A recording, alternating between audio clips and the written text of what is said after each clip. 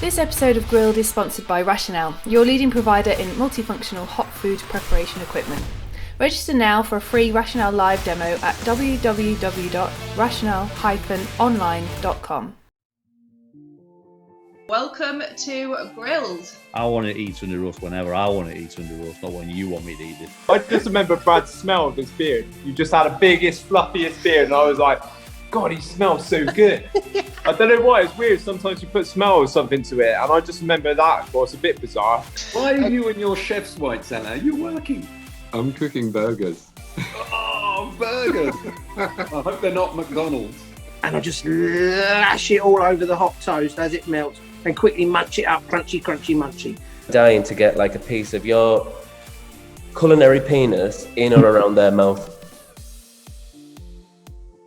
Welcome to Grilled, a podcast by the Staff Canteen. I'm Cara, editor of the Staff Canteen, and it is the fourth episode with my co-host Stephen Edwards from Etch in Brighton, also a previous Masterchef The Professionals winner, which is why the 6 episodes of this part of the series are all around Masterchef and previous winners. Must listen for Masterchef fans.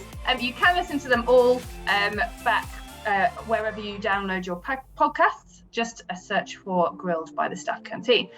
Stephen, last night on Masterchef, the skills test was sausage and mash and onion gravy. I think that sounds right up our street. And yeah, it's nice to see a more simple skills test and then go hard on the technique, I think, and like really nail down. Because I think when they make the skills test too complicated, all you do is throw the chefs off guard.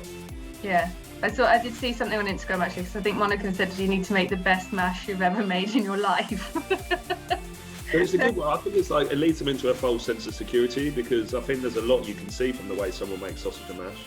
Yeah, well, I think mash and gravy is like my favourite thing ever. Like mash is my go-to, so that I would be more than happy to taste test that one. That'd be good. Right, introduce our guest today, please. So it gives me great pleasure to introduce Laurence Henry, 2018 MasterChef winner, who has a really exciting project on the horizon.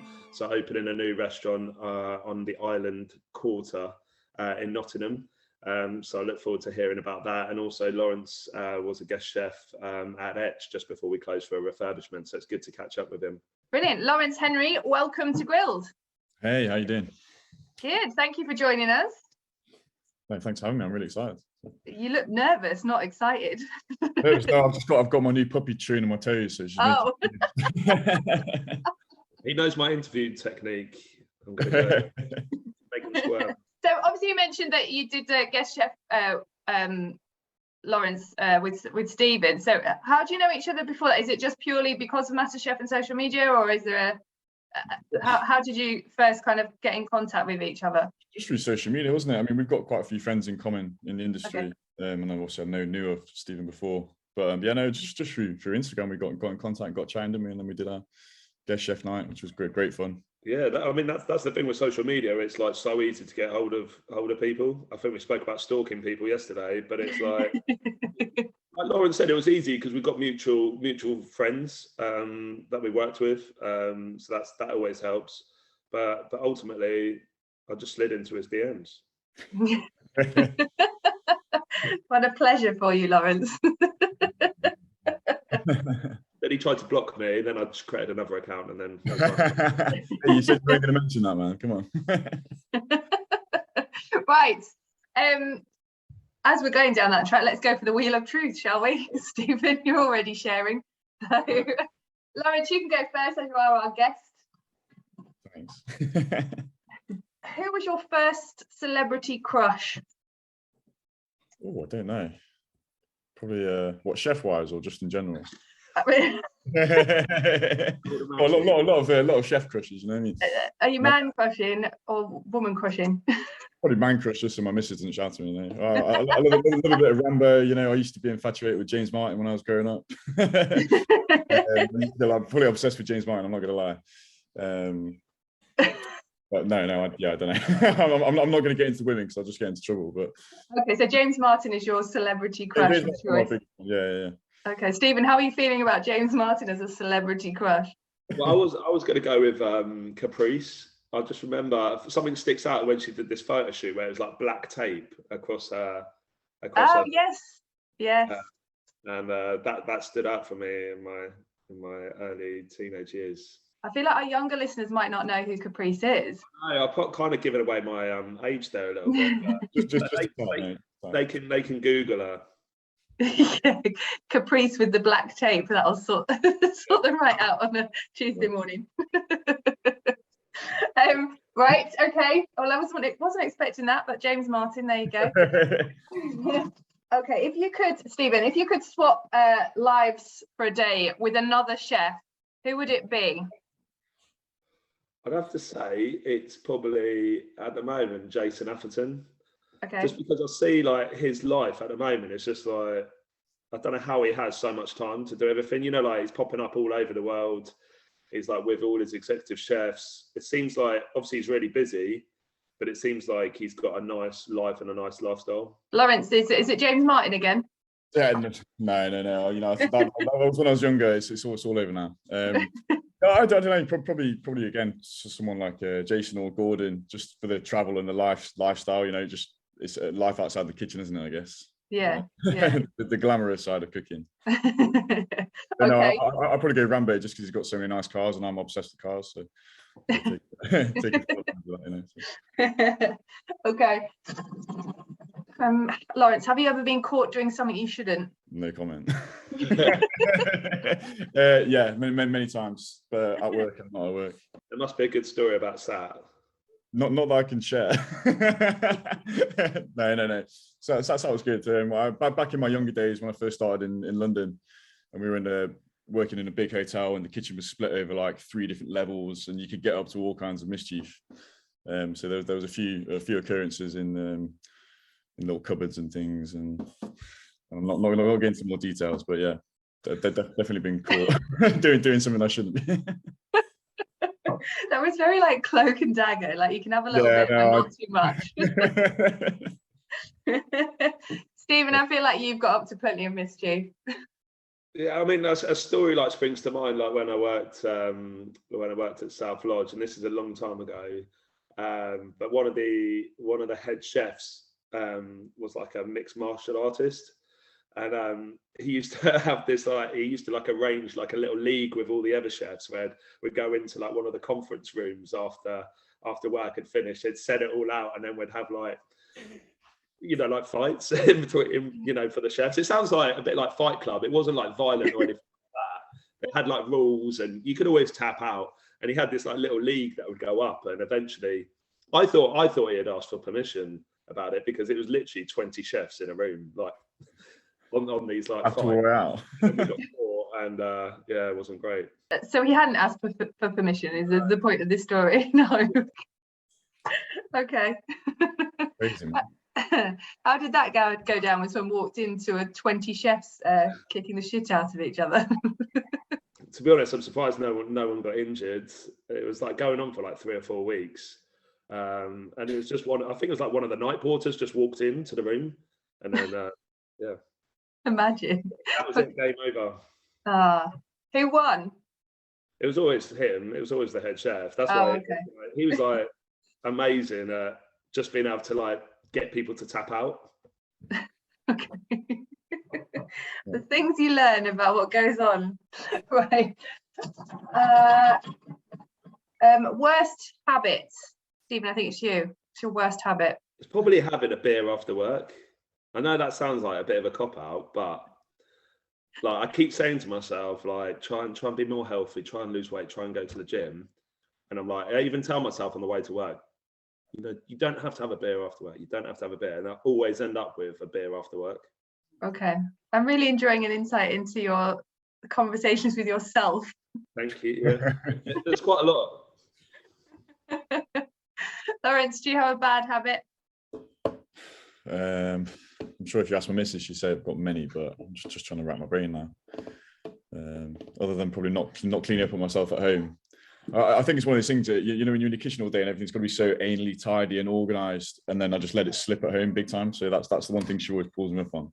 Yeah. Like just leaving a trail of mess everywhere I go home, really. So. That's because she probably picks it all up behind you, does Oh, she? no, And that's why. yeah, absolutely. Okay. Right, Laurence, last one. Have you ever stayed friends with somebody because it benefits you outside of the friendship, even though you don't really like them? No, not really. I'm dead picky with my friends. Like I've probably got like a really small group of friends, and especially like from work. You know, a lot of the restaurants I've worked on in the past, I've never really kept in touch with that many people. But yeah, no, I've never just stayed friends with someone for the sake of it or to benefit me. Okay. Stephen, you were smiling then.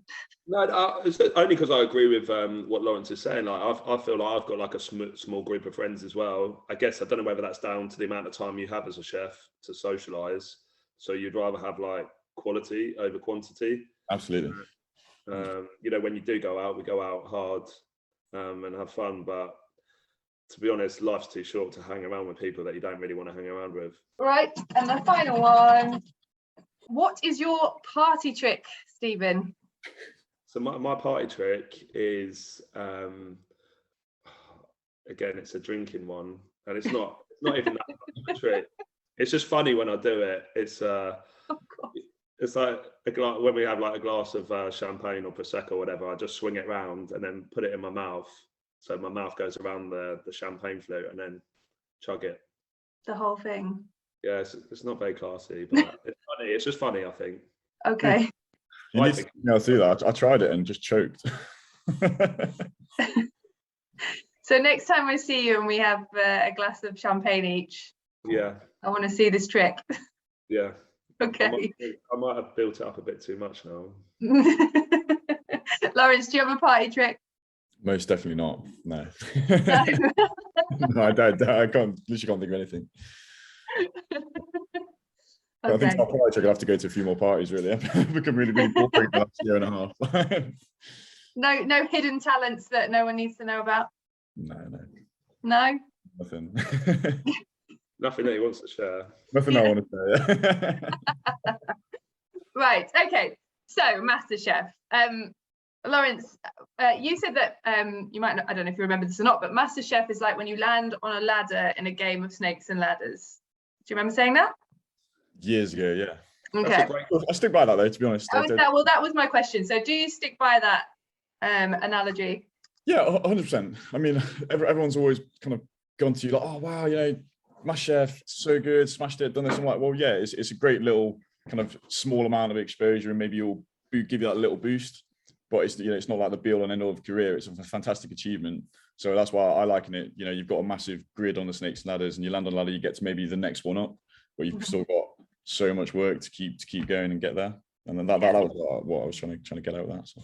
But I think as well, you said it's almost like you skip a few levels by being on MasterChef. Yeah, I mean, it just, I'm sure Stephen will agree, you know, it just opens a lot of doors. It's all these opportunities that you never have dreamt of having before. So that's why I look at it like. I think Laurence has got a great mix of having a really good CV, obviously working in a 2-star restaurant and having the MasterChef.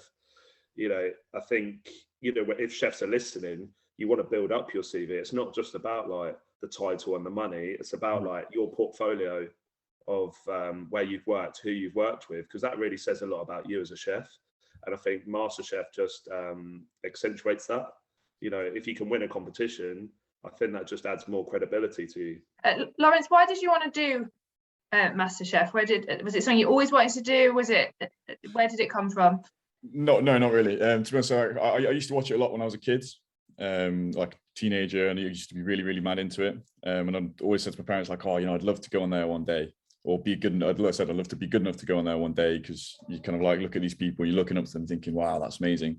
But I didn't really want to do it, to be honest. It was kind of like my application was really, really late, just before it was closing, and it was my mum and my sister ended up doing the application and sending it in. So yeah, it was something I never thought I'd actually get around to doing. It's just all talk, but then, you know, family will push you into some things, and that's how it came about for me, really. So, and obviously, because you watched it as a kid, then going and doing it, was the experience as you expected, or was it completely different? What, the experience of MasterChef? Yeah, it's it's a funny one. You know, you can't prepare yourself for like the first time you walk into the studio, because there's all that stuff that you just don't see on TV, and just the sheer number of people involved in it, and yeah, it was not like anything I'd imagined it would be, to be honest. What was the biggest thing that kind of stuck out to you when you them first couple of days? Just walking into I still remember like clear as day the first time you get thrust through these doors, and you just got like Marcus, Monica, and Greg just stood there, and then all these people around them, and I'm just like holy shit. And it's actually happening, like that, you know, like Marcus, Berry and Monica, all of them, you look up them for years before going on the show, and they're like, you know, some of your chef idols, and then just kind of stood there, and then you've got to go cook for them. It's like such a weird feeling, you can't really describe it. It is like, I don't think people realise, but your first time in that kitchen is when they're filming. So when you first walk in, like you've never been in that kitchen or even seen the judges before. There's no prep or anything, is it? It's just like you're just shoved into these doors, and then it's happening, isn't it? So you're in your comfort zone in the green room, and you're all getting to know one another, and then all of a sudden it's like, right, get your jacket on, your apron's on the table in the next room, and as you walk in, that's where you see that, you know, like everything is new. It's a massive room, and the judges are just staring you down. And I still remember I was struggling to tie my apron when I first walked in there. Yeah, me too, actually. I was trying not to show nerves, but you know, when you're just fumbling, and yeah, it was quite scary. Yeah.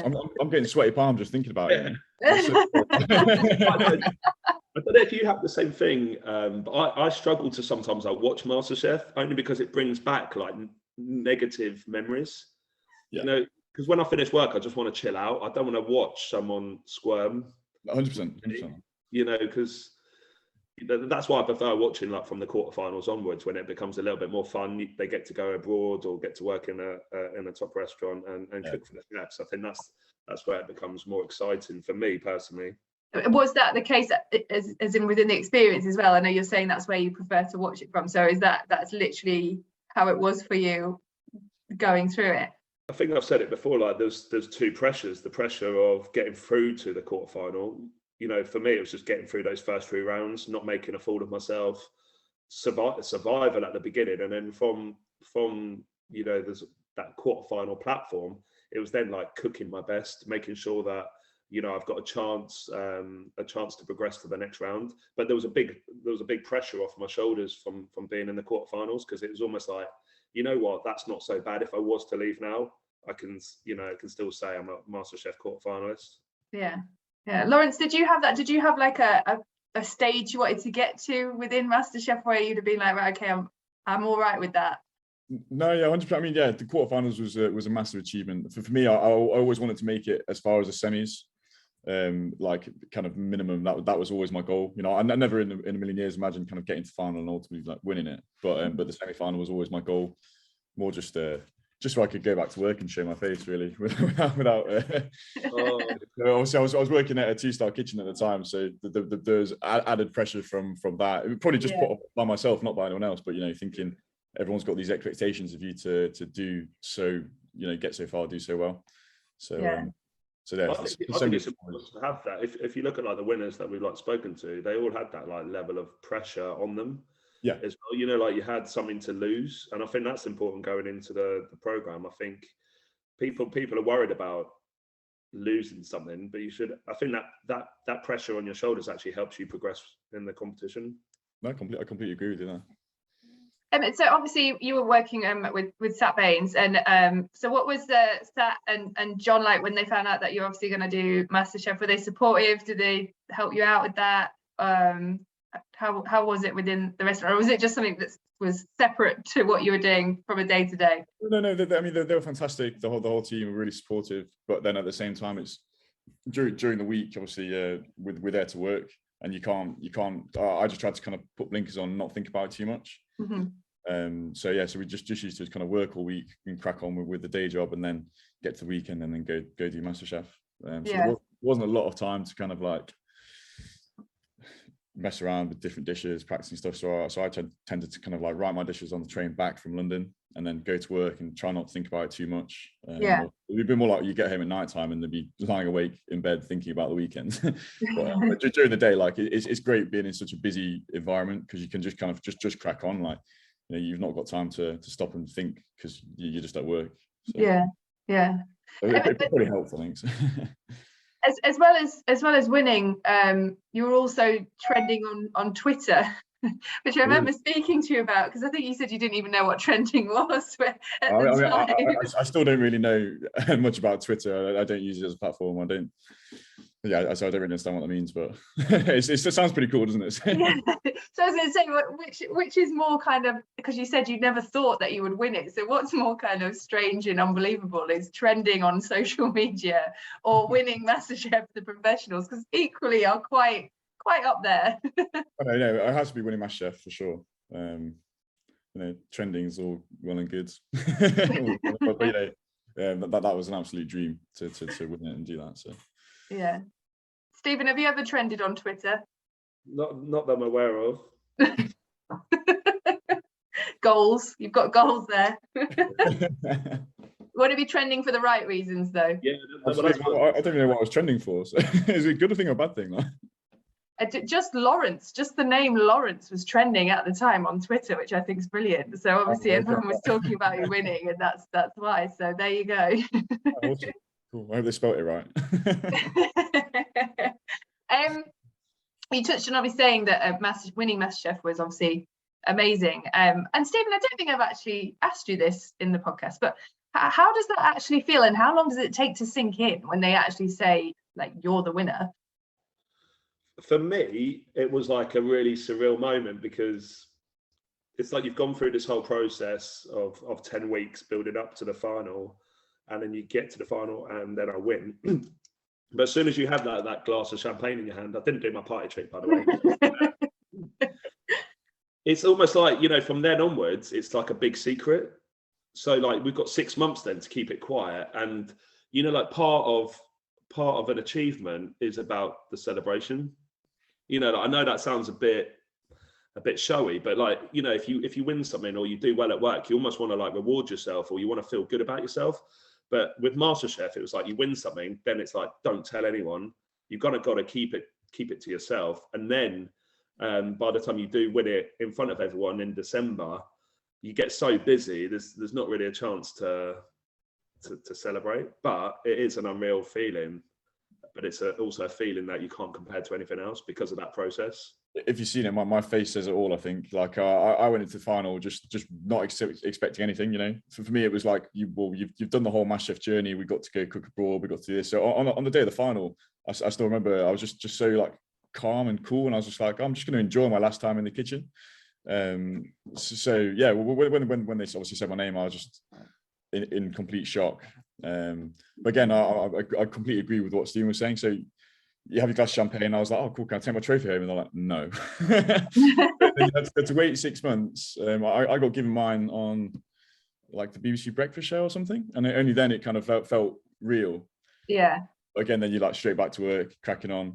But the first time it all kind of felt real for me, my family threw me a surprise party. So I had like all my nearest and dearest friends and family traveled from all over the country, come there for a surprise party, and they kind of like gave me my trophy. Then I was like, oh, that's actually happy. So we did get to celebrate it, which is really nice. Oh, that's nice. So yeah. Where's the trophy now? Where does it live?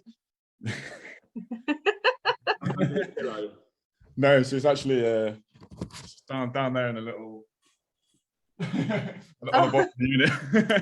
I'll probably end up putting it in the restaurant when it's open, but I mean, to be honest, it spent 3 months in the boot of my car, which is really terrible, because we were traveling, doing these pop-ups, traveling from place to place, and everywhere you go, people are like, oh, have you got the trophy? Can we have a picture with it? Can we do this? So it literally lived in a bag in the boot of my car for 3 months. Really? So people wanted it when you were doing the pop-ups, people wanted to... Oh, everyone was asking. So the first year I didn't have it, and then everywhere you go, everyone was just asking, and then wanting pictures of it. So you're like, well, it's quite nice to be able to kind of share it with people, and just to go, it's a cool bit of metal at the end of the day. So you give it to people, let them have pictures with it, rather than being really precious about it, I think. And now, yeah, it lives in the cupboard in my house. Do people still come around and ask for a selfie with the MasterChef trophy, or is the novelty worn off now? It depends who it is. I mean, I had someone fit a carpet a few months ago, and then they kind of seen it there, and they were like, oh, you're MasterChef, and they're like, oh, I remember you, yeah. So they had a picture with it, but no, I think my friends and stuff are all over that. Yeah. So. Stephen, what about you? Where's your trophy? Mine's at the restaurant. Okay. And again, like Laurence said, it's amazing the effect, especially now, because it's you know, back in everyone's minds about the competition. You know, there's some weeks that people don't even really notice it, or they've seen it before. Whereas at the moment, people are like having so many pictures with it. It is nice, but it's almost like what Laurence said at the beginning. You want to be known for something different as well. Like you want to build your career or better that achievement. That's what I'm trying to say. Laurence, when you won, Sat said, of course you fucking did. So how did that feel to have that kind of, I mean, it's a very Sat response, but that kind of that confidence behind you? No, you know, it's invaluable, the kind of support from someone like Sat. So yeah, I mean, it was so kind of just blasé the way it came out with that. Yeah, like, of course, fucking did. But it's nice. It's so nice to have someone believe in you, and you know, never doubt that you're capable of doing it. So it means so much. Even now, like, you know, I've been out of the restaurant for 2.5 years, but it's still got that, you know, unwavering support anytime we need it. Yeah. So it's fantastic. You know, it's just such a good place to be. Yeah. You're part of his family now. Absolutely. Yeah, and that's that's my favorite thing about hospitality. There's no other industry I feel like you have the same connection with people. Now, I was out with some of the boys from Sats last night, and it doesn't matter, you haven't seen them for a year or so, you know, it's still like you're back with your family. So it's nice that kind of never fades. Or so far. Yeah. Don't piss him off. Yeah. Another thing that I haven't actually touched on before, you were with Ollie Martin and Dean Banks in the final.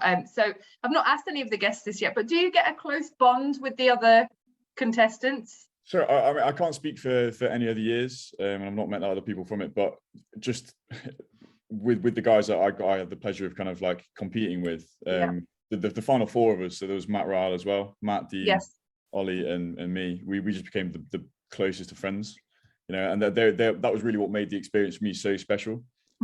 It was, you know, you're not really in competition with each other by the end of it. We're like, well, one of us is going to win it, you know.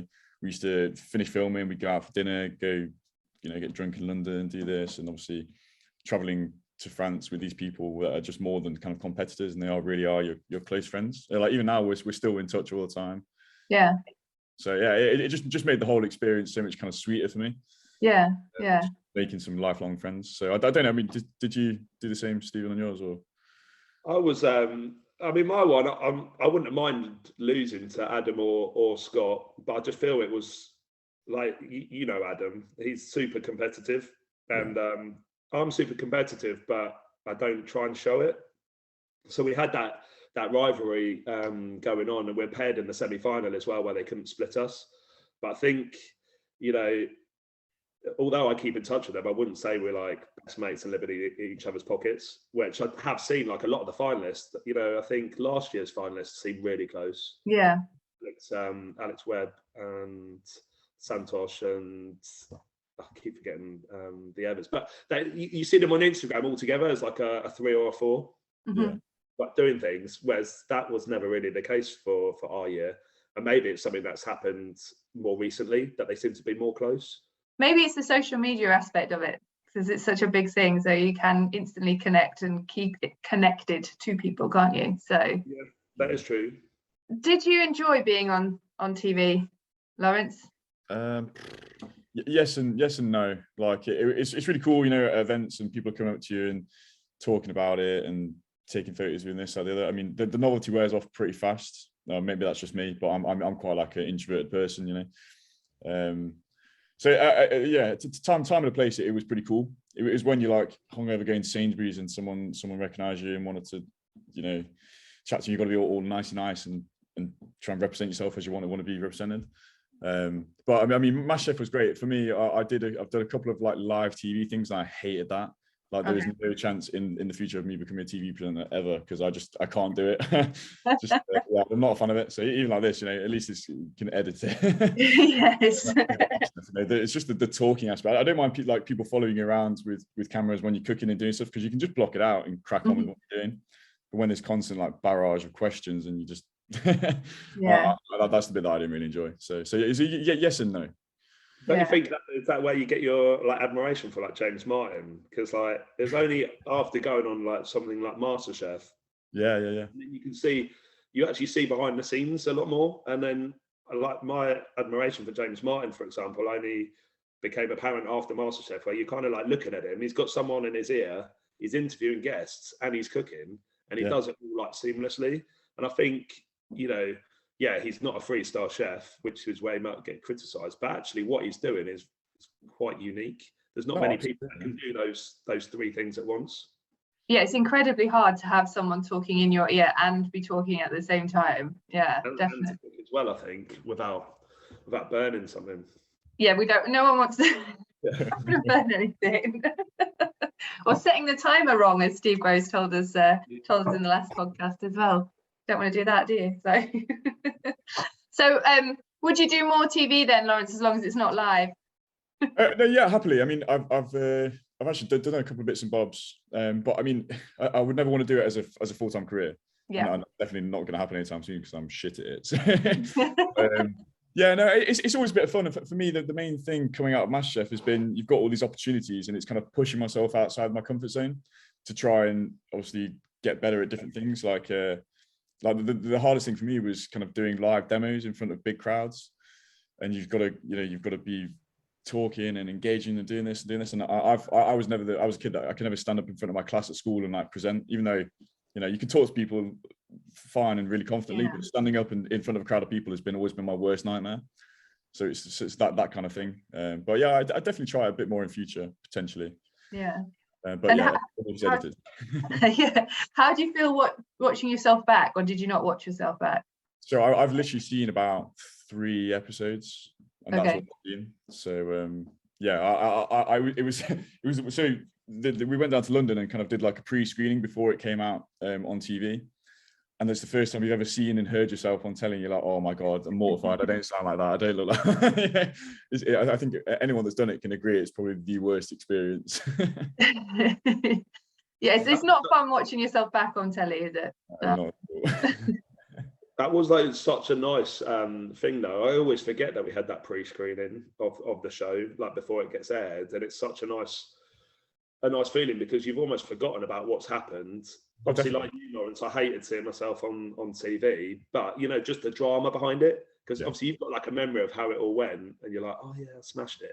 And then you're like, you see yourself in some sort of drama where you're rushing around, or the judges aren't quite happy with something that you've done, and you're like, wow, that's where I realised it is more of like it obviously is a TV show, but I got lost in the fact that it was a competition first.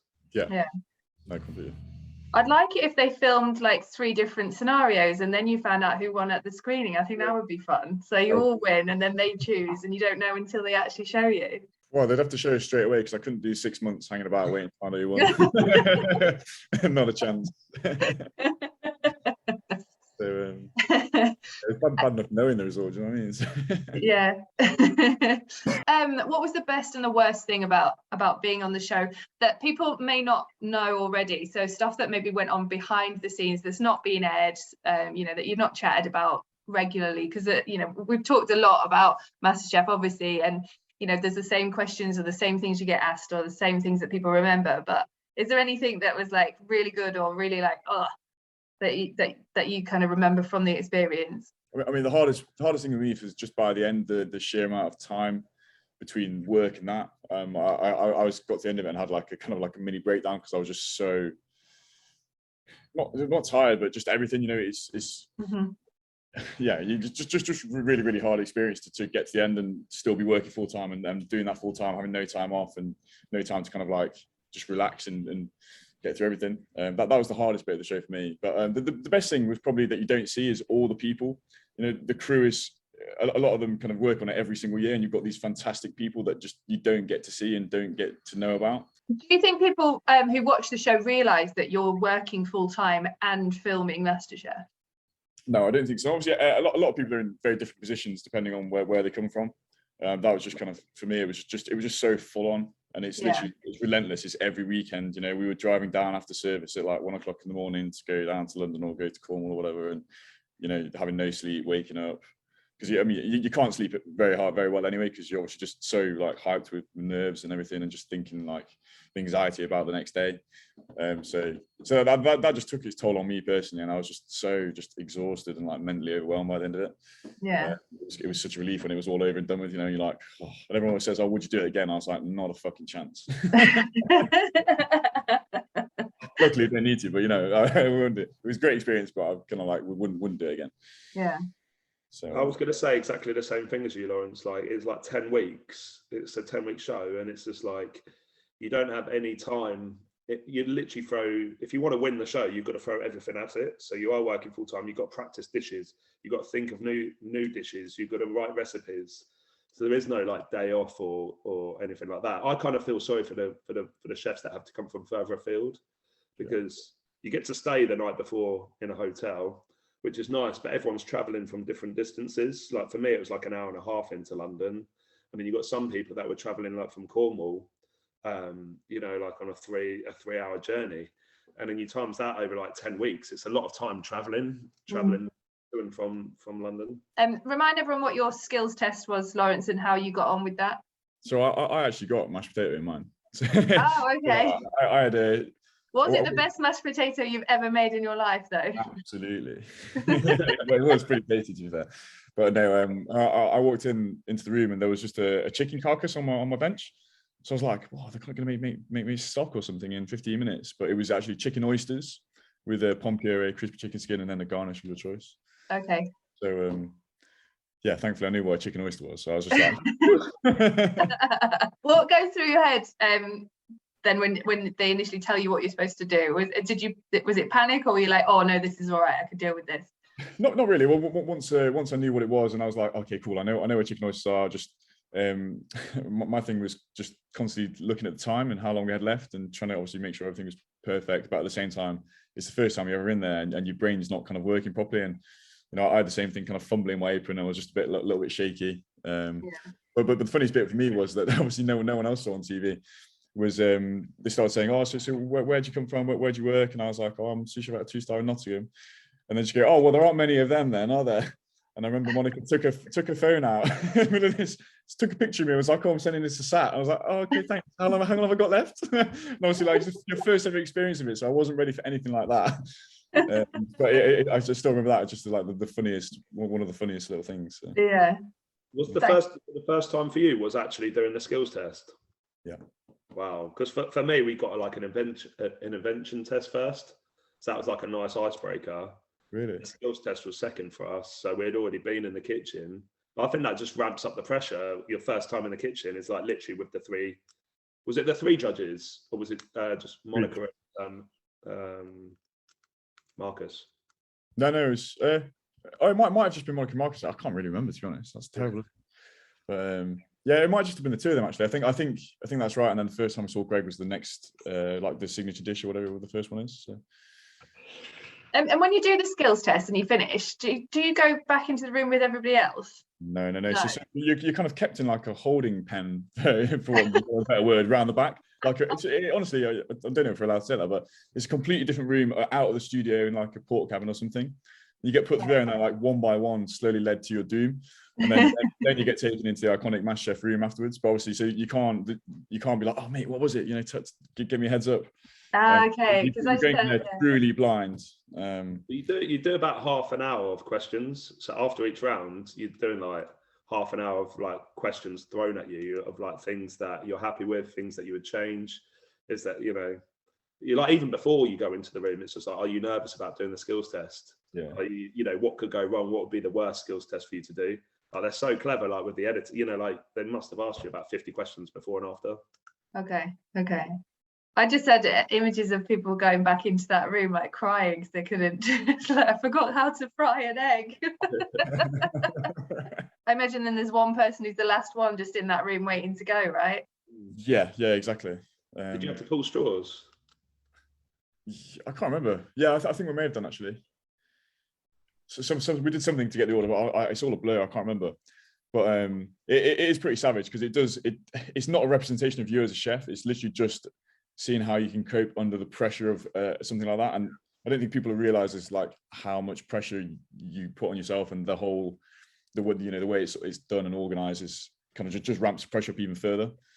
Like keeping you there, not talking to anyone, and chucking you through the doors, and it's nuts. Like it's crazy. If you could pick a skill test to put on there, what would you do? I'd love to have bangers and mash. No, that would be. That'd be sweet. They've done that one. No, I know. Yeah, I said if I could choose one, I get. But no, I don't know. If I was, you mean like if you were Monica and Marcus setting the skills test, or yeah, if you were setting the skills test, what skill test would you go? Yeah, let's give them that one. Like really obscure and really hard, just because I'm that guy. No, I'm not going to be setting them a sandwich or something like I've had in past years. But I don't know. Probably something fairly classical, just to kind of weed out the not men from the boys, but that kind of thing, just to see who's got a bit of classical training. Yeah, I don't know. I'd probably do something horrible, but that's just me. Enjoy watching them squirm. That's what it is. A little bit. It just makes good, doesn't it?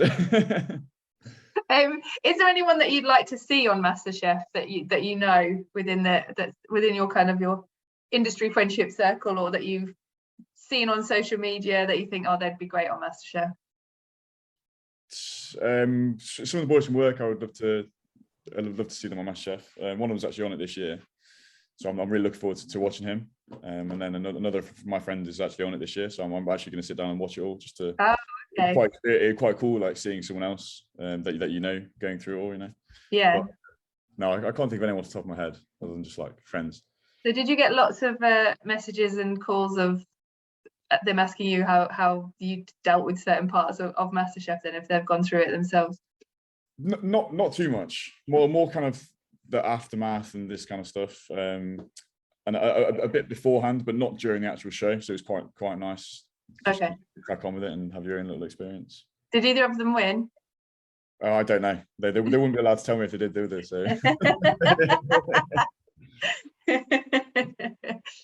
Away from MasterChef, I know we touched on it before we started recording, but for people that don't know, Laurence, tell people what you're up to now, and kind of what's in the pipeline for you over the next 12 months.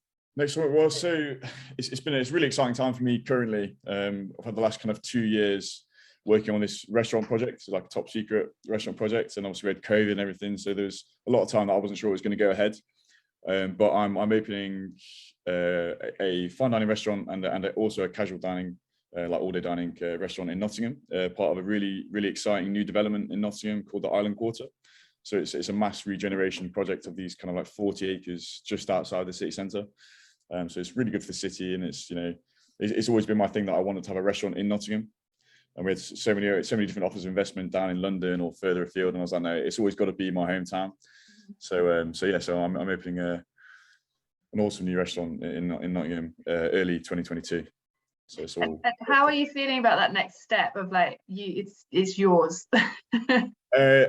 It's two sides of the same coin. I'm so excited, and I can't wait to get cracking. And every time I go on site and see the progress, it's just fills me with excitement and joy. But then you realise the kind of the workloads of stuff we've got to get done, and obviously we've got to try and find chefs, which is my biggest worry. Like I'm already having sleepless nights that I'm going to be running around cooking 2 restaurants on my own.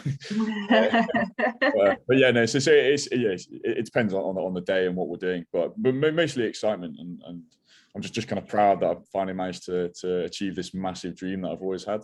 Yeah. So I just can't wait for the opening night, really. He's talented, so he doesn't need to worry about the nightmares that he's having at the moment. But there's always going to be some things that you forget, no matter how much research you do, and you've just got to roll with it. Like dedicate enough time to the opening, and surround yourself with people that you can trust. That's kind of my advice. But for me, like with any opening, it just gets better and better as time goes on. It's never going to be perfect. You're never going to have a perfect opening night. There's always going to be something that's a bugbear for you. But then from that point, it's just making the changes day by day and find your feet and get better. As it's been a long time coming, Laurence, I bet you can't wait for that opening night to actually stand there and be like, yes. Yeah. I cannot wait. It's been like no one ever sees the kind of like the low points and all the stuff you had to go through to get here, and it's not just been like you won Masterchef and got handed a restaurant. It's been serious graft and some. We lost our first restaurant, me and my old business partner, because of COVID. We had to like pull the plugs, and lost like a significant amount of money on that. So then to bounce back and have this fantastic like new build restaurant that I've had, you know, so much input into the design, even like layout of the building. It's such a unique opportunity, and yeah, I just can't wait to get it open, man. So excited. So at the time, that must have been pretty devastating. But now looking back, I suppose you're actually it wasn't a bad thing. You've got what you've got now. So no, absolutely, absolutely. I mean, I was talking about this last night. Just I remember. It's my skiing holiday got cancelled at the beginning of when COVID all kicked off and we were going into the first ever lockdown, and it was completely alien. Obviously, we've come out of it and it just seems like the normal world now, doesn't it? But you think back to the beginning of COVID, and I called Sat and I was just like, Chief, like, what do I do? I'm about to sign the lease on this building. You know, we've already invested X, Y, Z into it. And he was just like, just pull the plug, you know, ride it out, and then come out the other side and do something bigger and better. And that's exactly what we've done. So yeah. And most important question: where is the MasterChef trophy going to go? Because it can't stay in the cupboard, can it? No. I'll build a special cupboard for it there. You need to have it there ready for all of your guests to grab hold of for a selfie. Absolutely. Brilliant. Right. Well, that's it. You made it. You made it through Grills. Hopefully, you haven't said anything that you wish you didn't. So, thank you for joining us, and thank you for doing it. It's been really lovely to catch up with you. And good luck, obviously, next year with the opening. Fingers crossed you won't be cooking across two restaurants. Stephen, yeah, on your own. Yeah. Stephen, pleasure as always. Thank you. No, thank you both. Thank you. Bye.